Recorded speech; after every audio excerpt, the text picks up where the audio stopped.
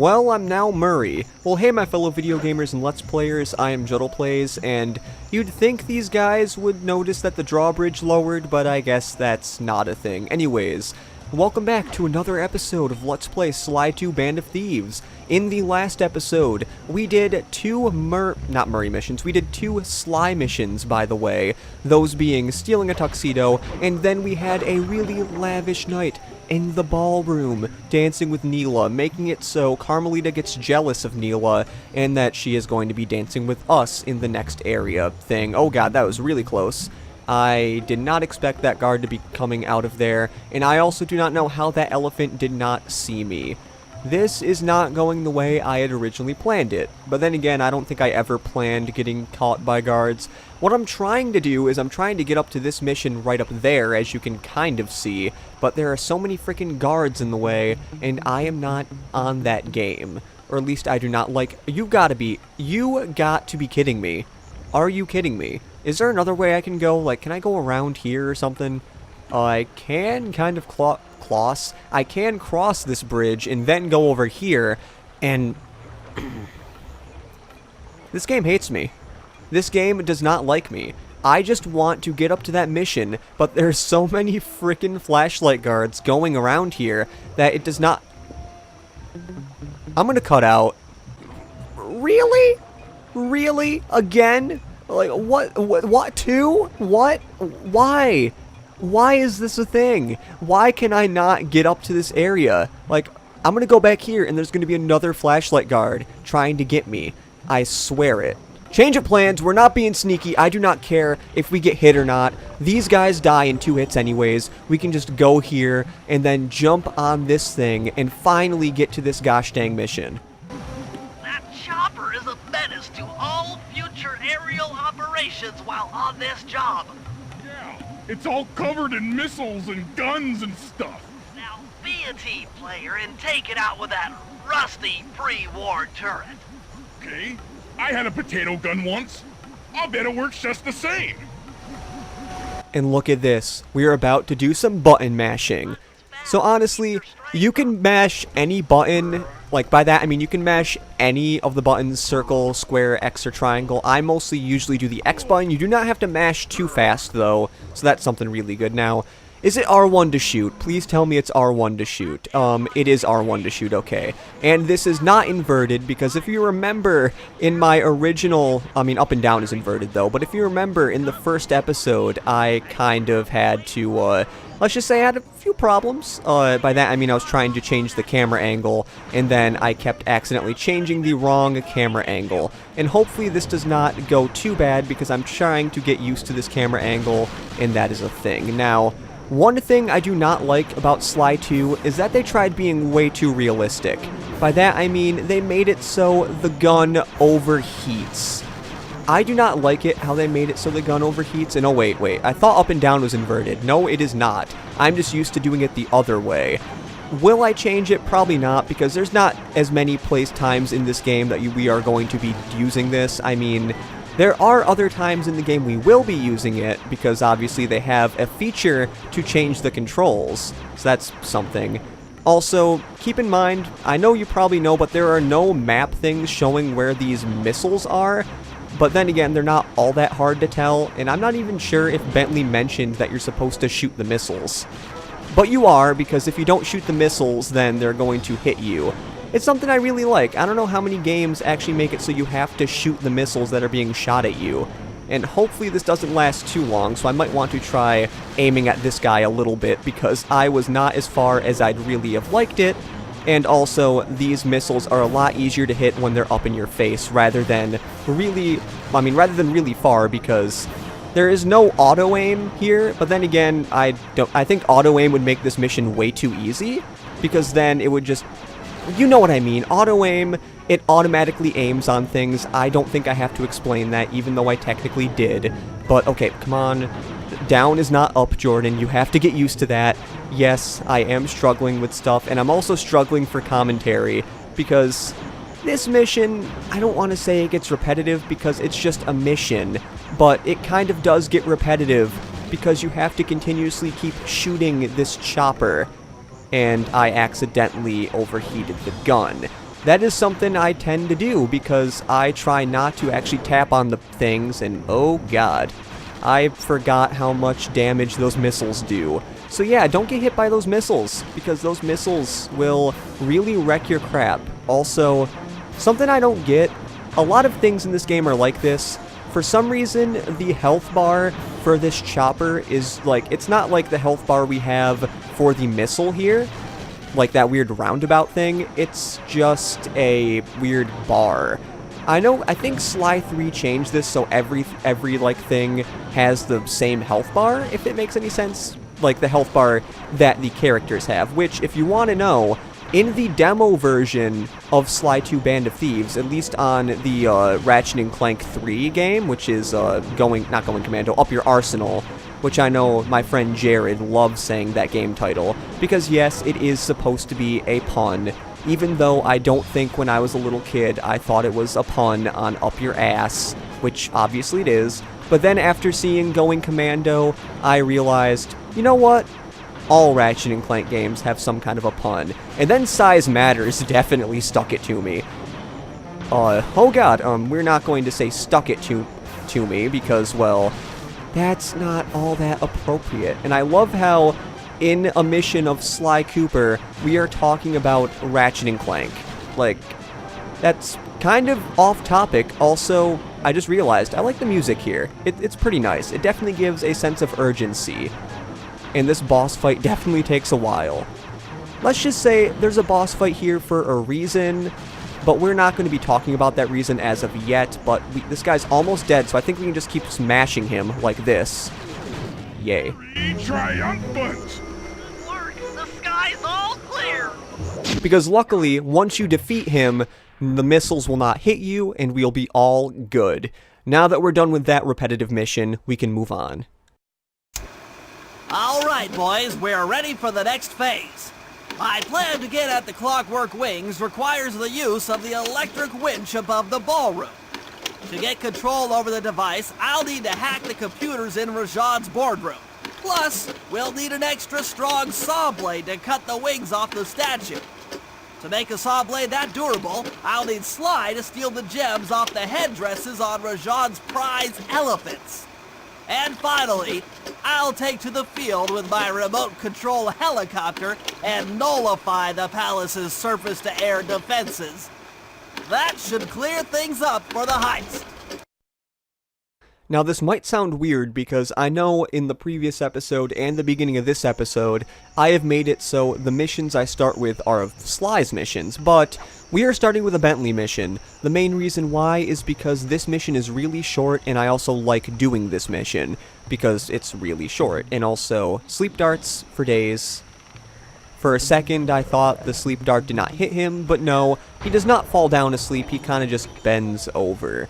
I believe in Sly 3, all the guards that you hit with a sleep dart kind of just topple over, I guess? I don't know if they're trying to make it more realistic or not, but as you can see, there's the Bentley mission, over there on top of that area. You might be wondering, how is Bentley going to get to that area? Well, there is a conveniently placed little area here, and there's also a conveniently placed area here. I cannot talk. Bentley, what's your status? I'm in position with the RC chopper. All systems are go to neutralize their surface-to-air defenses. We're going to need free reign of the sky during the heist. Well, be careful. Chopper parts aren't cheap. Hostile has been sighted. Hey, Bentley, use the left analog stick to steer the chopper and hit the X button to drop bombs. And now it is time to do a chopper mission. Yes, we just went from a weird turret mission to a chopper mission, except I like this chopper mission a lot more than the turret mission. All you have to do is go over them and press the X button to actually drop bombs. But no, I lied. That's not the only thing. You also have to turn away from bombs there. Not really bombs, they're actually missiles. The easiest way to turn away from missiles is to do a hard turn, because for some reason the hard turn, the wind is so crazy that it blows up the bombs, and you do not have to worry about anything bad happening. So hopefully we can just continue to do this, because sadly, this is another kind of repetitive thing. I mean, I don't mean to say repetitive, I should say that it's just a mission. I mean, I'm not running out of things to say. I mean, I'm kind of running out of things to describe it. It's just there's not much to talk about, let's say that. That jeep's out of commission and we'll have clear skies for the heist. And like I said, a really fast mission. Like a oh god. That was really weird. They did not have to do that. They could have just went back to where we were, but no, they made it so it did that. Now, obviously, we're gonna have to do another mission in this episode, because if we don't... Sorry about that, I guess somebody's doing... They may be doing dishes out there, it doesn't matter. Hopefully it is not too loud. That is the one struggle of having your room right next to a kitchen, but then again, I can't really help that. But we do have time for one more mission in this episode, because, well, we're only like 11 minutes in, and if I ended the episode right now, then that'd be crazy. There is no reason to end the episode right now, so we only have Sly missions left, but since I think one of these missions is going to take way too long, we're doing the mission I don't like. This mission, like I said, is probably my least favorite mission in this episode, and it involves the elephants. Yes, not these elephants though, they're different elephants that roam the area, which we're going to get into a little bit later, but now that we're done riding the barrel, we're going to be doing the mission Elephant Rampage. I don't like this. Sly, we need to find a way to get Rajan's prize elephants out of their pen. I don't know, Bentley. That door looks pretty heavy. Maybe I can crawl on that hole under the steps and find an alternate route. Well, like Bentley, actually no, Sly said this. We have to crawl under here, and then nice rats. That's really cool. Kind of like the wine cellar ones. I don't know if there were, though. Just scared, went up and freaked out the prize elephants. They're now outside, rampaging around the palace. Okay.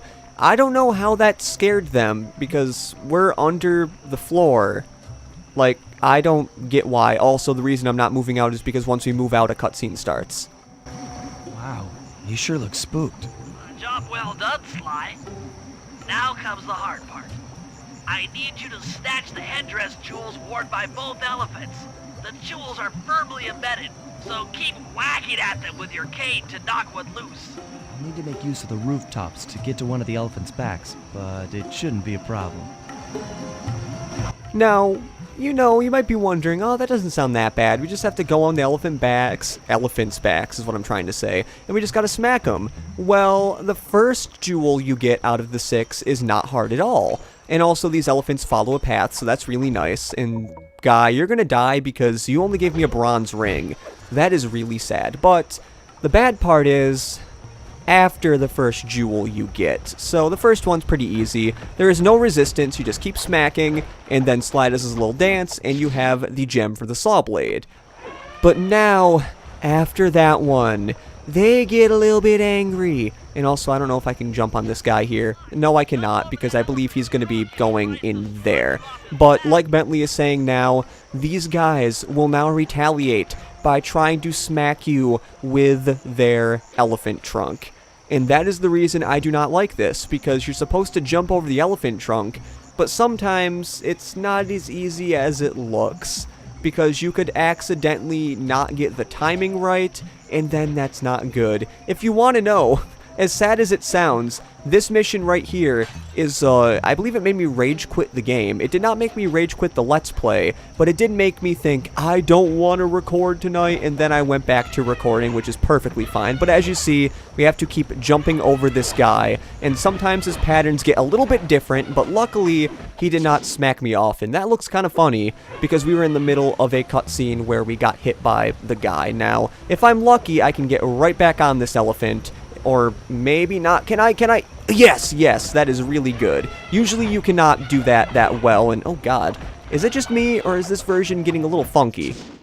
By that, I mean, for some reason the pattern seems a little funky. I don't remember it being that funky. That is possibly why I got hit. I probably should be smacking these things, because maybe one of them will have health. Yay, thank you. I would rather not die. Luckily, this game is not too stingy when it comes to giving you health. In my ear, is really itchy all of a sudden. I do not know why. I really hate it when your ear gets itchy, but let's just get the last guy out of this thing, because I believe the guards cannot attack you on top of here, but that elephant is done. Now we only have 2 more blades, and I am making this a lot easier than I have made it before. I think the reason why is because back on my old Let's Play, I rage quit because I did not understand that they go in patterns.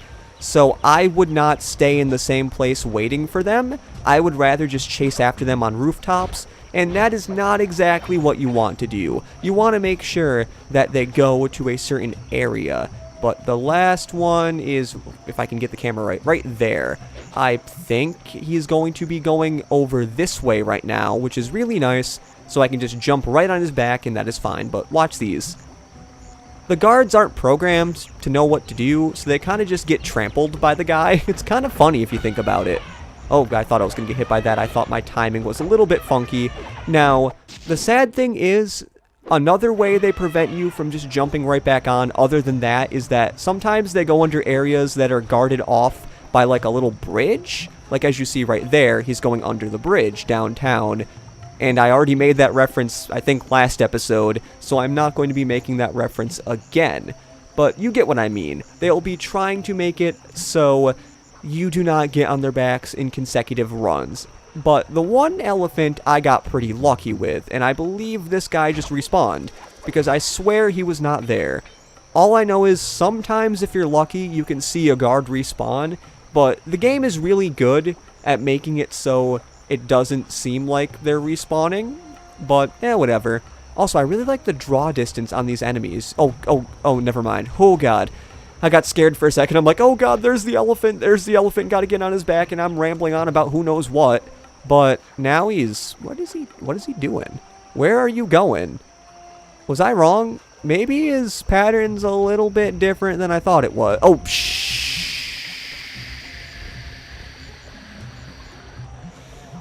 Okay, I think he's going to be coming this way, so we can just jump right on his back, and then we're fine. But that kind of scared me for a second. It's because I accidentally didn't press the jump button, and I am facing the wrong way. It is not good when you're facing the wrong way when you're trying to get saw blades. And now, one of my least favorite missions is done.